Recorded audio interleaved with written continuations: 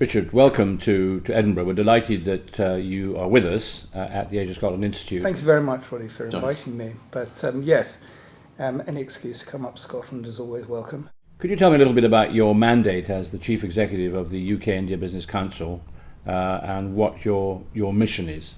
UKIBC is a relatively young organisation. It was founded in 2008, but really has come of its own in the past 15 months or so. Yeah. In which we've expanded our reach into India. We have 3 centres in India, and we have a number of people on the ground here in the UK. But as you say, the raison d'etre of the organisation is to support bilateral trade between India and the UK, and particular focus on SMEs and middle-sized companies who are looking at India, trying to understand it, try to understand what the pitfalls are, etc.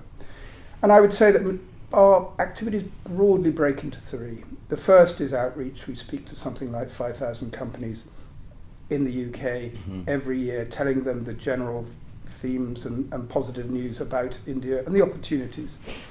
And then we have a full service offering where we help companies decide whether their products, whether their pricing, whether their structure is right for going into India, and how they should do that once they've made that decision. Absolutely.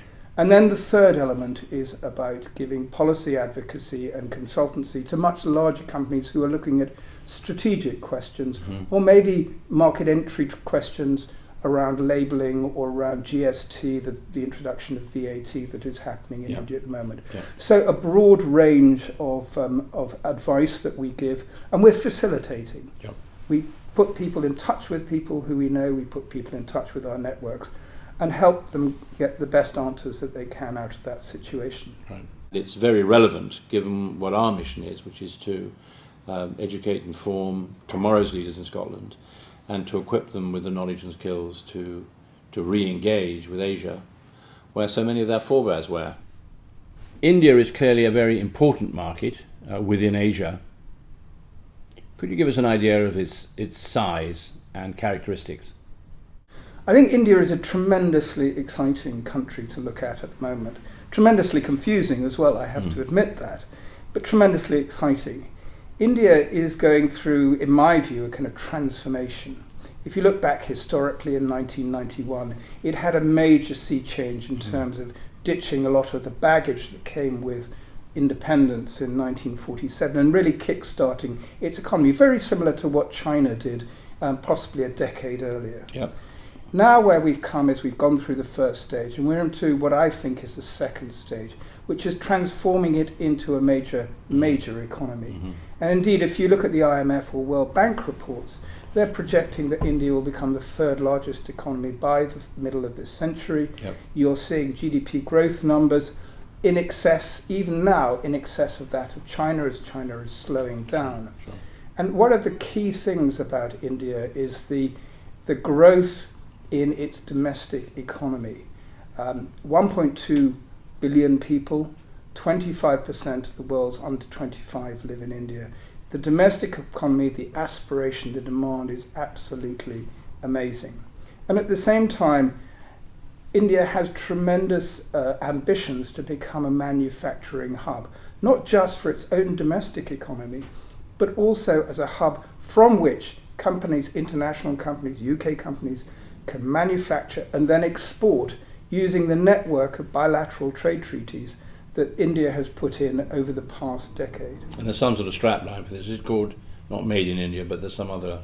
No, one of the straplines is made in India, absolutely. Right. And that is, if you like, the totem that the new government under Narendra Modi has hoisted in September of last year. Yeah. And it's all about creating jobs, but creating manufacturing base in India, creating India as a world-class manufacturing centre.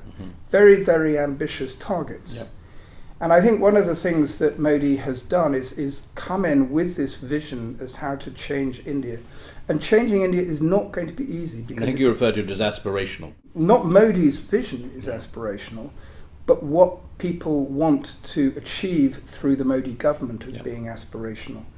And that I think is a key important, and one of the pressures that is on Modi at this present moment in time. Richard, how would you describe the challenges facing Mr. Modi and his government? Modi's done a lot in the past year. I gave him a mark of 7 out of 10. But what appears to us to be a lack of inaction there's been some quite significant action in fixing the machinery that had become ossified under the previous government.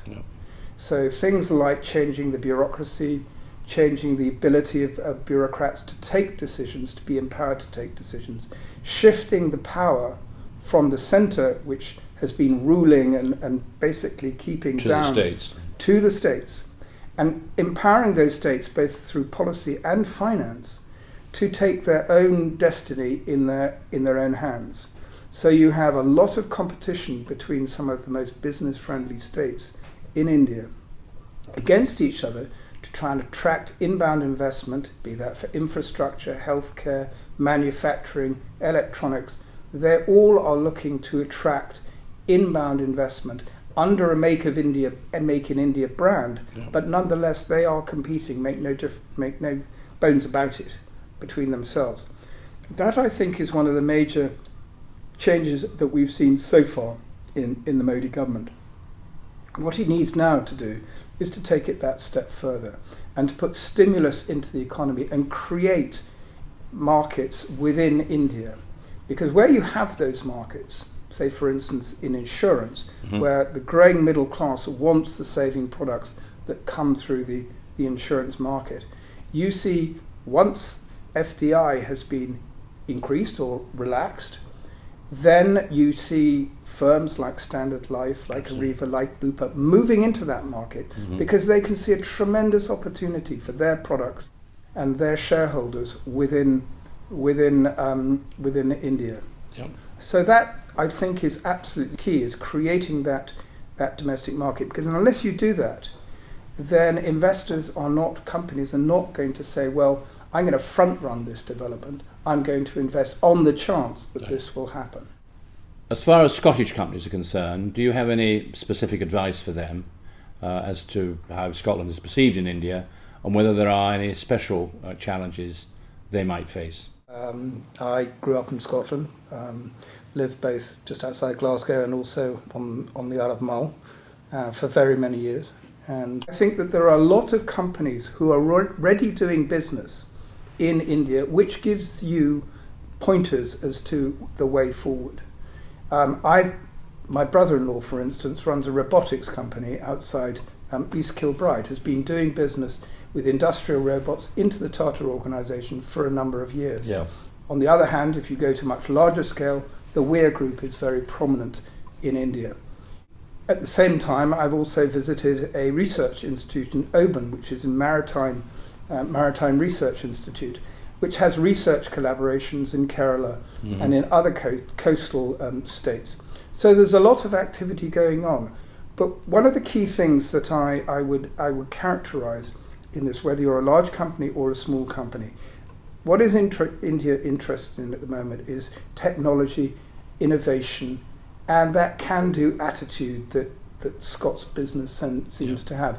That is present in architecture, in consultancy, in engineering, in offshore sector, in your vibrant IT and ITS segment, as well as in the academic institutions. So it's a broad range. And the common denominator in all of this is that India needs upstream technology partners, technology transfer, in order for their business to be sustainable into the future and their economy to be sustainable into the future. And I think, in Scotland has that in spades, and that's where people should be focusing. Well, Richard, thank you for your final comments about Scotland and India. It's a good point probably to end. Enormously grateful to you again for having come up here. We're going to go to Glasgow, where there are more people to meet and talk to and who are interested and eager to hear what you have to say.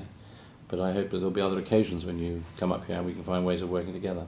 I very much welcome that, and please, whenever I can support, just ask. Thank you very much indeed.